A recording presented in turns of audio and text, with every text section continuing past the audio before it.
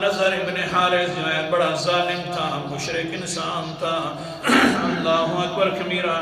حضرت محمد مصطفیٰ صلی اللہ علیہ وسلم قرآن پاک کی بارش کرتے اور لوگوں کو پڑھاتے سناتے، لیکن اس کا حال ظالم کا یہ تھا، یہ یہاں سے فارس کی طرف چلا جاتا، فارس میں جا کر وہاں سے مختلف قسم کی قصے کہانیاں کی کتابیں لے کر آ جاتا، مخالف جو ہو گیا قرآن مقدس کے، وہاں سے قصے کہانیاں والی کتاب لے آتا۔ ادھر سے پیغمبر علیہ السلام تبلیغ فرماتے قرآن مقدس والی، تو وہ بھی اپنی کتاب لے کر بیٹھ جاتا، وہ بھی قصے کہانیاں سنانا شروع کر دیتا۔ اللہ اکبر کبیرہ۔ میں کیوں اپنی طرح سے بات کروں؟ سورت کا نام سورت لقمان ہے، 21واں پارہ ہے۔ اللہ تعالیٰ فرماتے ہیں وَمِنَ النَّاسِ مَن يَشْتَرِي لَهْوَ الْحَدِيثِ، لوگوں میں سے دیکھیے تو صحیح نا،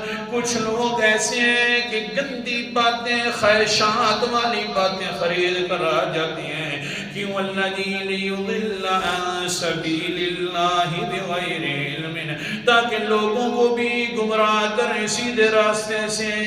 اللہ اکبر۔ آگے سے کیا کرتے ہیں؟ وَيَتَّخِذَهَا هُزُوًا، اور اس قرآن مقدس کو پھر مذاق بھی بنا دیتے ہیں۔ کیا مذاق بناتے ہیں؟ سورت کا نام سورت فرقان ہے، 18واں پارہ ہے۔ کیا کہنے لگ جاتے ہیں؟ وَقَالُوا أَسَاطِيرُ الْأَوَّلِينَ اكْتَتَبَهَا فَهِيَ تُمْلَى عَلَيْهِ بُكْرَةً وَأَصِيلًا۔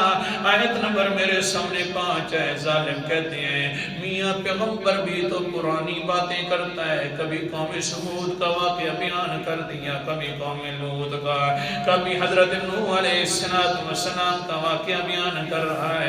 لہذا اگر یہ پرانے واقعے بیان کر رہا ہے اور لکھوا رہا ہے اور اس کے اوپر صبح شام پڑھے جا رہے ہیں، تو پھر سنیے نا، ہم بھی اپنے پرانے واقعے بیان کرنا شروع کر دیں گے۔ وَيَتَّخِذَهَا هُزُوًا أُولَٰئِكَ لَهُمْ عَذَابٌ مُّهِينٌ۔